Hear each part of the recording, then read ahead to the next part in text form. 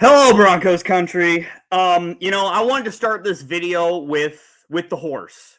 I wanted to start it with some positivity, because that was the worst Bronco game I've ever watched, and I didn't think it could be topped the last year's Christmas Day of sitting around, the Christmas tree with your family and seeing a mediocre Baker Mayfield absolutely run the score up on us. But here we are. Another year, another new coach, another new hope that we were sold down the river for this offseason, and we are on the other side of history once again. Today, the new edition of Misery coming from a 70-20 loss against the Miami Dolphins in Miami, a 50-point loss, 50 burger. Absolutely sick to my stomach. And we got a lot of feelings to buck, obviously. So we're here to do it, and, let's get into it.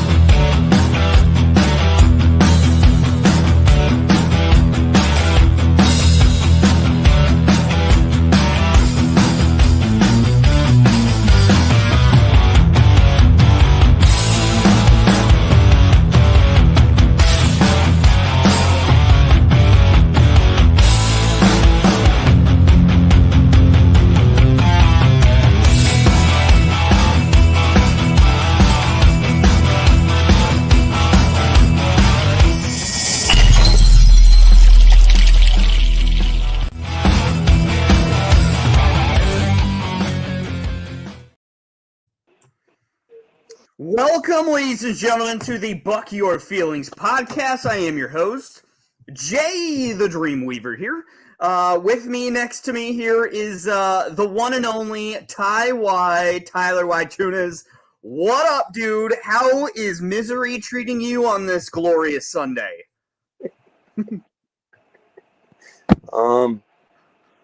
Great. I don't know, man. Like I said before we joined, I'm done with this team. I'm not a fair weather fan, but I don't care anymore. To get embarrassed by 50 points, and I know they had injuries and all that, but Vance Joseph's got to go. I don't care. He's got to go. Hopefully he's fired as soon as they get back to Colorado. Make him walk home like Robert said. I'm just sick, dude. It's sad that football gets you like this, but it does because it's 8 years now. It's the same old story over and over. But this is the worst one. So. Oh, no! We suck again! Yeah, and to your point,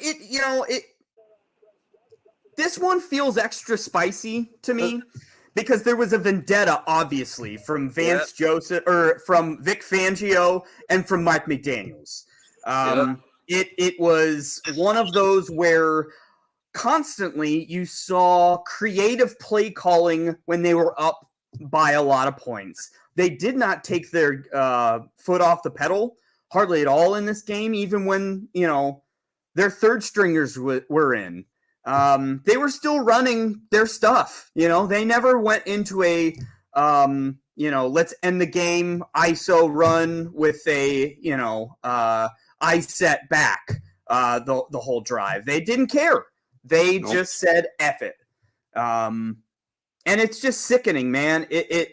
It makes my heart hurt as a Bronco fan. I had my dad over for this game. Wanted to sit down and have, a good father-son watch the football game. And it wasn't even a game. No. It wasn't even a game. I said on pregame, right out of the gate, that I will flip out if I see PS2 not on Tyreek Hill for one play. Just one play, I'll freak out. Yeah. What happens? The very first, second play of the game? Second play. Second play of the game. I wasn't home, but I was watching on my phone, play by play, and second play, and he scores. Second play out of the gate. Right when that happened, I knew this game was over. Me too. I knew that the vibes weren't going to be good, and I knew that it didn't matter how well our offense performed. Yeah. Our defense was going to just fold. And it turned out they didn't just fold. They gave up from a behavior, from a effort. You saw our faces on the sideline. It was a sad affair on the sideline when they panned over. It was the worst. I know you're kind of waiting right now for Sean Payton's press conference. I have waiting to hear, like, what in the world, as a coach, do you walk into the locker room and say to these guys to give them any sort of inspiration for the future? It's going to be the same thing from Russell Wilson. We got to play better, this, that, blah, blah, blah. It's going to be the same thing from everybody. That's just how I feel. It is emotional damage. Yeah. It is. It hurts my heart. I mean, I guess I said that before, but like it really does. It's a very depressing thing because if you're going to lose, at least be entertaining. Yeah. You can't be boring and bad. And we have been constantly that mixture of both for quite some time. They were boring, man. This game's it wasn't even entertaining from a football perspective. If you were watching this game not a fan of Miami and not a fan of Denver, I mean, I wouldn't have been entertained. It was just a waste. My coworker from work, he was at the game today. He's an Eagles fan, but his girlfriend's a Dolphins fan. They flew down for the game. He tried to get me a Russell Wilson signed jersey, right? Well, he couldn't get it. But he said the whole fourth quarter, or when they hit like that 50, 60 point mark, they were all chanting, break the record. The rest of the game, break the record, he was sending me videos and stuff. Yeah, we got our boy Bob Skinner in the comments here. I mean, this is a long-term Bronco fan chiming in here saying, like, we keep recreating the standard of sucking. Yep. Throughout the entire history, like, I can't remember a worse culture, stigma that we have on this team right now. Doesn't matter the quarterback, doesn't matter the coach. It's just all encompassing over the logo. It's a plague, man. It's a plague, dude. I mean, we can sit here. No, go ahead. No, I was gonna say, did we get punished for when we won the Super Bowl with Peyton Manning? Is this what this is? Like, I don't know. I'm just asking myself that every day now. Dude, it feels that way. It feels like we got a curse on us. It really does. Like the Rams when they gave everything to win the Super Bowl. I mean, they're actually better than us, but I'm just saying, like, it's like the curse. It feels like we have a curse for real. And you know what, Vance Joseph, he's the hot name right now for us to throw under the bus. And yeah, he deserves to be gone. He absolutely does. Gone. But let me tell you, that doesn't acknowledge stop the responsibility of the players. Exactly. Very rarely can you point out a defensive player that's not a defensive back and say, hey, you cost the team like basically a game. And this was the worst game I've ever seen a linebacker have. And I'm talking about Drew Sanders. Oh, dude. A guy that I had massive hope for. No. I thought he was going to be like, this guy needs playing time. He was off the chain in the preseason. Yep. And one of the worst. What do you think? What do you think of Drew Sanders? Did that stick out to you? Listen, man, I didn't watch the first half because I was out with my niece, right? I had to wait till my sister got there to stay with her. But from what I've seen from Drew Sanders, like you said, dude, it's like he never played a down football in his life. He couldn't tackle. Yeah. He was slow. He wasn't fast like he was in college. I don't know, man. This team, I just really don't know what to say at this point, to tell you the truth. I mean, we got all our boys basically echoing these things. We got D-Rock basically just – it's for the history books. We got our boy Robin here saying this team is an absolute joke, and it's sad. What about that? What about that play? Sorry to cut you off, but PS2, the backup quarterback was in. He got burnt, dude. He got turned around and burnt by that third or fourth string wide receiver. How does that happen? I forget when it was, but because my mind's all messed up right now. Vance Joseph can – I mean, just chalk it up to Vance Joseph, honestly. Like, there's schematic things that were terribly wrong with the way we presented this game for their offense. I mean, honestly, aside from Tyreek Hill, I wasn't aware of any, like, game-changing talent this offense has. I did mention about Raheem Mostert, though, man. I said him, I don't know, man. He's good. He's really good. 4 touchdowns. Yeah, but I mean, like, we couldn't tackle at all. I mean, it was obvious. I mean, I was gonna say, let me take a look. I mean, they had this rookie, with over 200 yards rushing. Raheem Mostert just, casually exited the game with 82 yards and 3 touchdowns. I mean, that's not even their leading rusher. No, Devin. That Devin Achane or Achney or whatever his name is. Yeah. It's just we just find another all-time way of losing, man. And it's just every year. Jay, I agree, man. Like you said, I thought last year was bad with the Rams, bro. This blows that out the water. I'm so mad, dude, that it's embarrassing from a standpoint too of just that it's encouraging at the beginning of a year to have hope. That you're not wasting all your time and your efforts in a team that is not going to reciprocate down the line. Like, I want football in November and December to matter, not for us to be planning that, I hope they lose this game because then we'll be closer to the number 1 overall draft pick. That is the worst kind of football to watch. That's the worst. Dave Glassman throws it up like, are we going to somehow lose to the Chicago? Absolutely. Mm-hmm. I don't know. We're going to lose.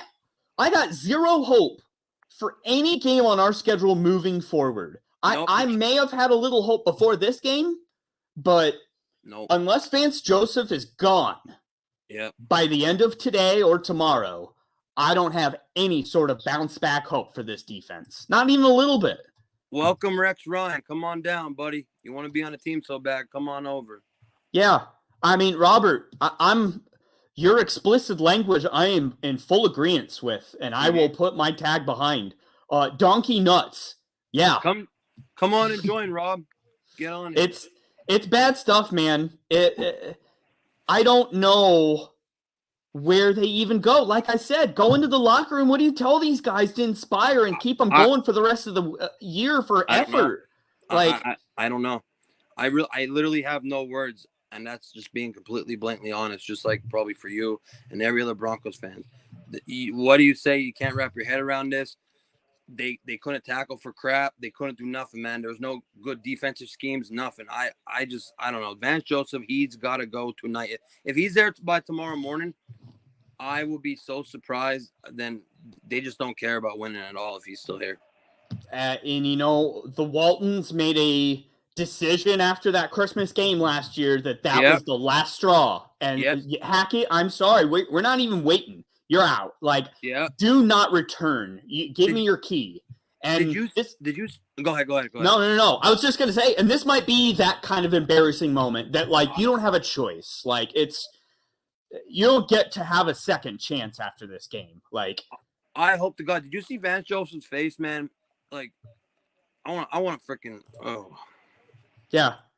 I mean, dude, my stomach hurts. Me too. I'm sick. I actually feel sick. I'm not even joking. Like this it's sad that a football team gets you like this, but we have high hopes the last 2 seasons. And once again, dude, it's the same thing over and over and over and over and over again. It is. And Robert, it's horrible to say, but with some abusive relationships, it's not like I'm going to turn away. I'm going to keep coming. I'm still, I miss the good old days of being happy when it comes to football. Yeah. And I just look for that same emotion in other sports now. Me too. What? I'm dead inside when it comes to football. Me too. What happened to Colorado? I'm not a Buffs fan, right? But what happened to Colorado this week, dude? Like this weekend, I don't know what happened to Colorado football. I do not understand it. The whole state took a crap this weekend. Yeah, yesterday was a sign. We should have seen this. When that happened yesterday, we should have been like, "Yep, it's gonna happen tomorrow."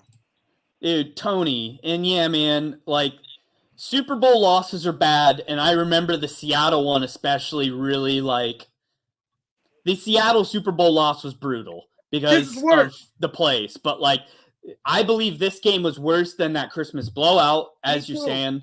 Like and that Christmas blowout was bad. At least I guess we're not sitting around the Christmas tree with our family having to endure the embarrassment of this game. But I mean, well, we have a Christmas Eve game this year. I was gonna say, but wait, there's more. Yeah, we still have plenty of opportunities for heartbreak. Now that I look at the schedule, I mean, on our next Nothing Rhymes episode, we might need to go down this schedule again and reestablish our reality for this team. Yeah. Johnny, we're certainly not going 13-4 anymore. I'll tell you that. That's a far cry from where we are now. Robert, thank you so much. I didn't want to neglect this point. Cortland Sutton, what in the world, man? I don't know. He is a veteran. He knows better. That is a perfect encapsulation of why this team is like cursed, because he does so many good things and he gets just shot in the foot. It's just one step forward, two steps backwards for him. Yeah. And that was so disconcerting. So much of the vibes were just sucked out on every single one of those turnovers. Just brutal, man. What do you like? What do we even talk about though? Like, everybody knows how bad they're. Like, I don't even know what to talk about right now in this post game podcast. Honestly, well, I would talk about some of the positive stats for the Broncos from an offensive standpoint, because I would say honestly, up until the second half, like the first half of football, our offense moved the ball. Yeah. Our offense was very, competent. I felt like our line held up okay. Chubb got a couple looks at Russ, but, really, other than a couple one-offs. He did have over 300 yards passing, so that's a positive. Well, yeah, but we also, push that pushing or, push those stats here in the fourth quarter. Hey, I'm trying to be positive. That's all. Just trying to be positive. Man, it's just depressing, man. There are no stats I want to look at because these stats are garbage. Yeah. I'd more rather talk about what my eyes told me, and it were people like Cortland Sutton that just completely let us down. It was people like Drew Sanders that just had no idea what he was doing. He looked like a fish out of water. I can't put up enough of what Drew Sanders did today that I've never circled a player like that on the defensive side, other than a cornerback before, obviously. But he had so many high hopes, like we said when we drafted him. They talked good about him, and like you said, he just played horrible, man. He can't tackle, he can't cover, he seems slow. Yeah, man. It can't get worse than this. As D-Rock's asking, is this the sub basement? Is there a lower level to the subfloor? Can we go any lower than this? Well, I'll tell you what, D-Rock, you can always go lower if you dig a bigger hole. Yeah. So, and we continue to dig ourselves a hole. So it might not. It gets lower, and an L in Chicago would be lower than this. Boy, I don't know about that, dude. Yeah, I don't know about that. I don't know about that, because I'll gladly lose to Chicago and only give up 20 points compared to this embarrassment. Like, I don't care how dumb that offense is. Based upon 70, the Bears absolutely will put up 20 on us at least. 30, so, even 30. My gosh, just solely because of the performance of this defense, I might have to just start betting overs every week moving forward. I don't think there's a possibility for an under. Like, we could be shut out, and it probably will still hit overs. Yeah. Ugh, man. We got Johnny Baki in here, obviously. Johnny. The OG, not going 13-4. How right you are. But hey, boys, it ain't over until the fat Johnny sings, and I'm far from singing. I was going to say, man, you might want to start singing. Yeah, start singing, Johnny. Maybe it's the grim outlook I have for right now, but I don't anticipate this improving. Because I don't know. I'm okay. Let's take a step back. All right. In the beginning of this game, when they were up 14-0 and we were like, oh crap, here we go. I did sit back and I looked at my dad and I was like, hey, Justin Simmons isn't in. Hey, this was like right around when Josie Jewell went out. I was like, ooh, this isn't looking good. Like, we've got major pieces out. So let's not, run away here of like that this defense is god awful. But then the effort started of us not being able to tackle and us not clearly showing that we wanted to play hard and play hard-nosed defense on the trenches. Well, I said that last week about the tackling, man. That has to change. I don't know how you change that with a team, man. That has to change. That's one of the biggest flaws I see right now, and coverage. But tackling, it needs to change. It's just that simple. Yeah. But, I mean, it's if you were to separate this game and just look at how Russell Wilson performed, I can't classify this as a bad game from Russ. No, that's what I was trying to say. Like, I know you said it was in the later quarter and all, but he, like I said, he did throw over 300. I know it was garbage time yards and stuff, but he did play okay. I'm not upset with Russ. I'm upset with this defense, which I'm sure you are and everybody else is, and Cortland Sutton. It just goes on and on. So, yeah, man, I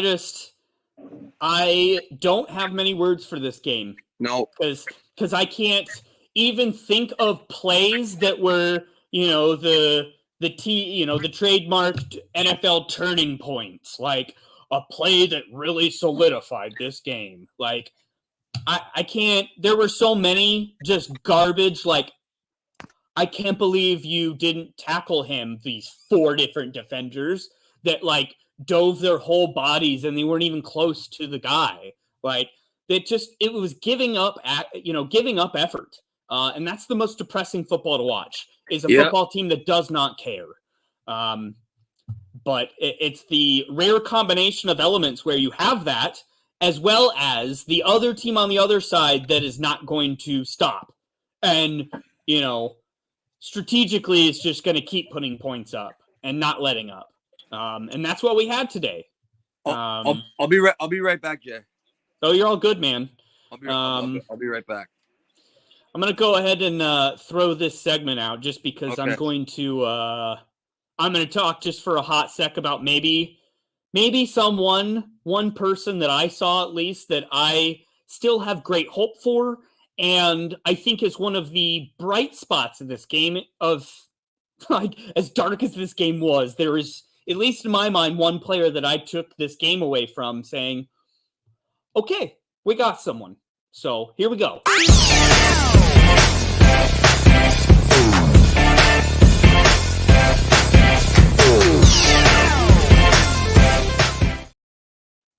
All right, so game ball is going around. I don't know how anyone would have more than maybe one game ball for this game. Yeah. Marvin Mims.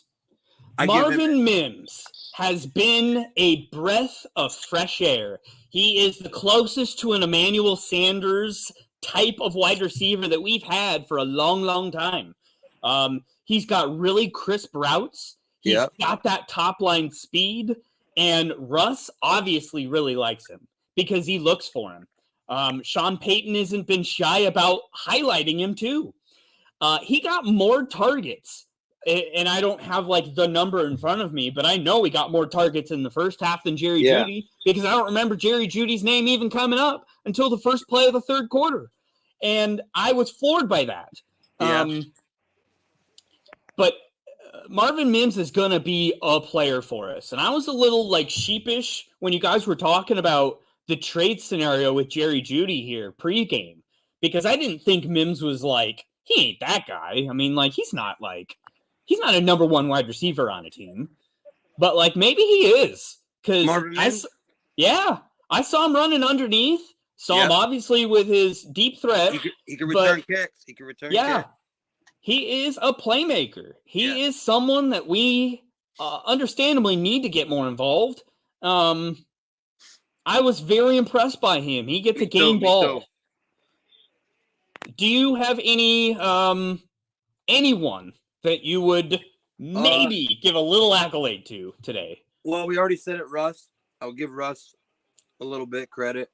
And then, like you said, Marvin Mims, and that's honestly it. Defense, nobody. And then just Marvin Mims and Russ. There'd be my two game balls. Yeah. Dave Glassman comes in here saying Riley Dixon, which I mean, for as many times as he punted, I guess. I mean, he always shows up. Like, I can't think of a punt that is gonna be a shank or something. Like, dude, he's awesome. We're very lucky to have him. It's a good thing because a terrible offense is only best complemented with a good punter, I guess. So here we go. There's a glass half full. A glass half full outcome from Dave Full Glass Glassman. There we go. We're coming full circle here today, boys. There we go. But anyone else out in the comments section here got another just person to throw out there? I mean, there ain't much. Yeah, I don't.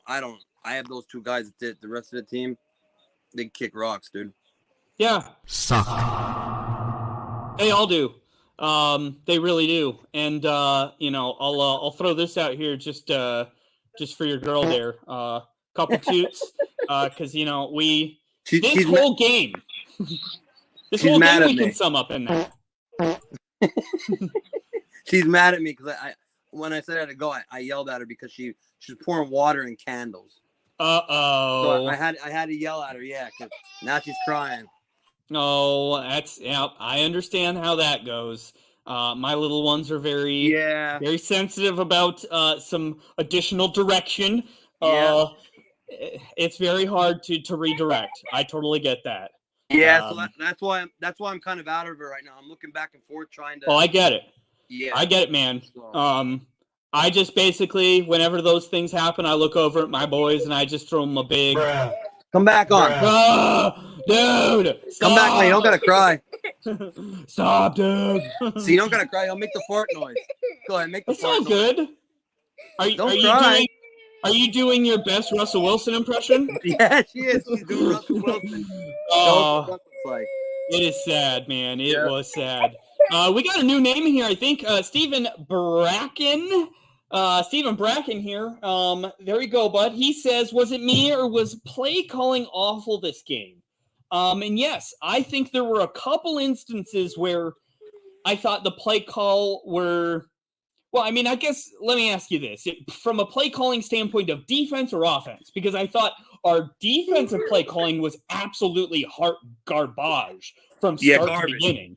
I would never have run any zone on this defense. You have one person that can burn you.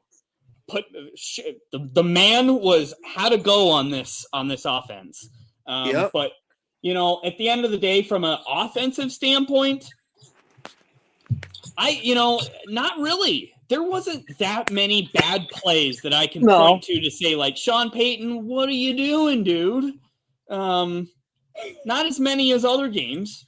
But also, I guess, when we didn't have many instances of this game that those play calls mattered, then I guess there weren't any bad play calls if we're always down by 40 points. I mean, what other play call could it really be? Yeah. Here's a follow-up he's got. He's like, not running it in the inside the 5 and then run the ball when we need to be hurrying and getting down the field. Yeah, man, I personally, aside from the score of this game, I wanted to see them run the ball more. Me too, with Javonte. Yeah, I wanted that kind of pace of an offense to return for this game, and I know that obviously you're not going to win this game. So at a certain point, I was all good kind of turning to like, hey, let's just have a preseason practice game. Yeah. So I give a little grace to that as far as situational play calling, because again, what does it matter if you're down by as many points as they were down? 50. Yeah. So I don't know why they kept Russ in. I kept hearing him say on the stream, they don't know why he's still in. They took Javonte out. They took Samaje didn't play. They kept Russ in the offense. Like, I don't know why they kept most of the That's a Russ thing, man. That has to be a Russ thing. Because if they were pulling the rest of those starters, the first person they said that to was Russ. And I'm sure he said, no, I'm keeping in. Like, I got to get my stats up. I got to get a rhythm to myself. Like, we are still only in the third game of the year. Yeah, and that's true. Third game. And most people agree that like your first month of the year is kind of a touch and feel to most teams, because they kind of want to feel out how the season's going to be. Do they have potential to go all in? Like, so you're not definitely feel it out. So you're not giving up? I'm not necessarily giving up, but I'm very hopeful actually for our offense. From a long look of this year, I think things are dramatically improved. I just think that where our defense is and how much injury we have on the defensive side of the ball, we have got to be a heck of a lot more dynamic in our play calling and scheming on our defensive side than what we're doing. It's funny. Last year we were all complaining about the offense. Now it's flipped, man. 360. Yep, it's flipped. And Steven, either way, it was embarrassing and it hurt. You're right. It doesn't matter how somebody breaks your heart. It's that your heart's broken. Yeah. And it's a really crappy feeling. Oh man, it's literally coming out of my mouth, Steven. It's really crappy to have that gut feeling on a Sunday when I just had that feeling yesterday. So it's like a snowball effect, day after day, of just garbage football. A football that's not even close, that's not entertaining. But at least Colorado has hope. At least I've gotten some fun, positive razz from that program. Yep. I can't say the same thing this far in the Sean Payton era here. He's kept it close, but you know what? So did Hackett in a lot of games. He kept it close. Like, we saw improvements here and there, but we still had games like this. I mean, so far, I don't see any major difference. So it's a depressing thing, man. It's depressing because there's no hope. There's no there's not. The offense wasn't so good that it's going to ever compensate for what we just saw on defense. Never. It's not going to change. It's not going to change throughout this year. Nope. So it's we need to get our mind right on defense, and that starts with getting rid of VJ. Yep. I don't think until we get rid of him, our defense ain't going to get any better. Yeah. And I trust both our ownership because they have already shown in their history that they're willing to make a change. And I trust Sean Payton because he's a no-nonsense coach, and he doesn't have any ties to VJ. VJ was kind of hey, it's convenient for you. It's convenient for us. You were like our fifth choice. Come on, have the job. So, yep. I mean, Sean Payton could care less about VJ. So I wouldn't be surprised if we do see something happen tomorrow. Yeah, I wouldn't be that surprised. It'd be interesting to see who they would bring in because I think it would be an external person. I don't think it would be internal. Maybe you don't think Rex Ryan though after his comments? I don't know, man. It would have to be a similar scheme. You can't recreate a scheme for a defense, but you can certainly put them in better places. I would have to sit down and think about, some candidates that are available that are, would come in some sort of same fashion as what VJ runs. But, man, I don't know. Give it to Christian Parker, defensive backs coach. Give it to him, man. He's a hot candidate. He interviewed. Why not? He's a young talent. I would not be totally opposed to that at all. I don't know, something different because it ain't working now, and nobody's going to be looking at VJ and like he's not he's not the leader of men. Can we finally come to that conclusion, John Elway? He's not the leader of men. Get him out. I'm not gonna lie. I was hyped for Vance Joseph to come back at the beginning of the season. I'm gonna eat my words, and I regret it all. I really do. 3 games in. I just hate him. I hate him. I hate him. Yeah, I'm gonna say it. it's gross, dude. It's constant misery. I'm over it. I'm done with it. I don't know about you, man. But I think we need to get these feelings bucked off. Yeah. Start fresh. We need to just be done with this game, done with this podcast, done with this week of football. I'm over it. That's why I went into my closet and I put on a Nugget shirt. There you go. I needed different vibes. I just need something else. My Cavaliers, same way. I got my Cavaliers gear ready. I'm ready. Yeah, man. So I just say let's end this week. Okay. You know, it's been a big old, stinker. It has. It's been a big old stinker of a week. So I'm ready to turn the page. But I tell you what, before we go, we have not gone. We've gone this whole week without a traditional mile high five, and I know Johnny will really appreciate the mile high five coming here on the week. So. Ty, if you come back from the cave, I guess that you came into, if you come back out and join me in a mile high five. If not, I will gladly do a independent mile high five here real quick. Okay. 1, 2, 3. Mile high five! Woo! All right. Solo mile high five. Oh, Ty, are you there? I'm back. I had a phone call. Oh, that's okay. I gotta take her to eat.